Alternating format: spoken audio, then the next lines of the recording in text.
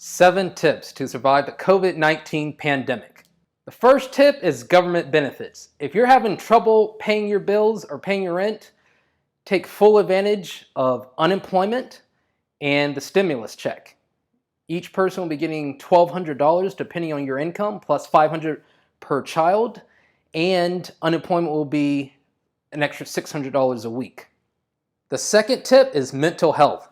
Make sure you take full care of your mental health, because when you're cooped up inside and lonely like this during a quarantine, it can really affect you.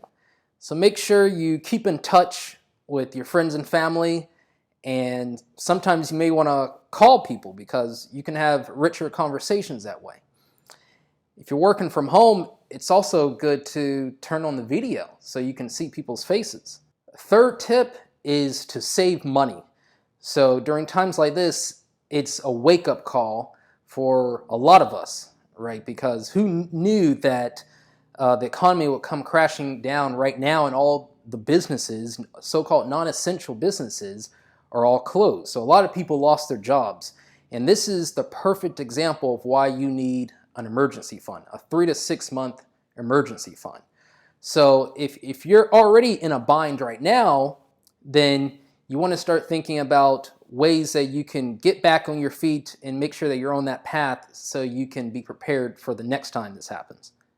And one of the best places to put that 3 to 6 month emergency fund is in a no penalty CD. Since interest rates are near zero now for savings accounts, if you put it in a no penalty CD, it's basically a way for you to lock in a savings rate for, say, like a year straight. And the only downside is that if you want to take out your money from the CD, it's called a certificate of deposit, you have to take 100% of it out instead of a partial amount. So that's the only downside, but otherwise, it's a good way to lock in a higher interest rate. The fourth tip is to take good care of your hygiene. Okay, so that means when you go out and when you're inside, you need to wash your hands. And it's advisable now to wear a mask wherever you go. This is to both prevent catching the virus and to prevent spreading the virus. And when you go out, obviously, make sure you're practicing social distancing. Some people are having parties. You know, they're pretending like nothing's going on, and you can die that way from the coronavirus. So make sure that you stay away from people during these times. That's the most obvious tip that we should all know. The fifth tip is to catch up on things you've been meaning to do. So we all have that mental to-do list of things that we've been wanting to do, but we haven't gotten around to it. Now, before you could say, I don't have enough time to do that. But now, without your commute, and sometimes if you don't even have a job, you've got all the time in the world. So now it's time to knock out all that stuff you've been meaning to do. You could learn a new skill, learn a new language, learn whatever it is you've been trying to do.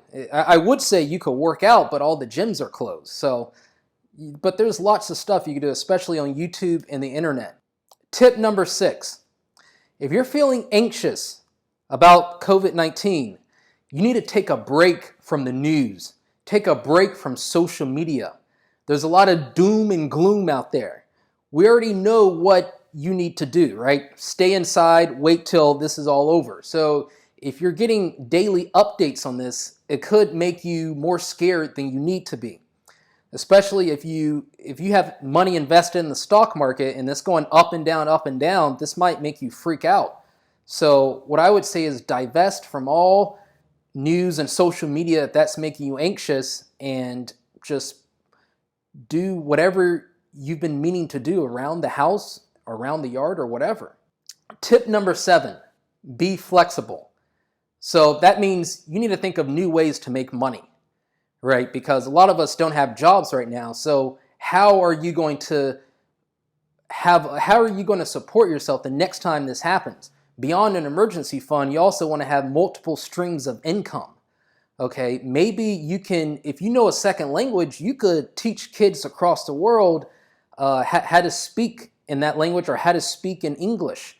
You can there are websites out there where you can teach other people skills. You know, instead of you learning a skill, you can teach other people skills. So There's so many ways you can make money on the internet these days, and that allows you to have multiple streams of income. So the next time this happens, you've got nothing to worry about.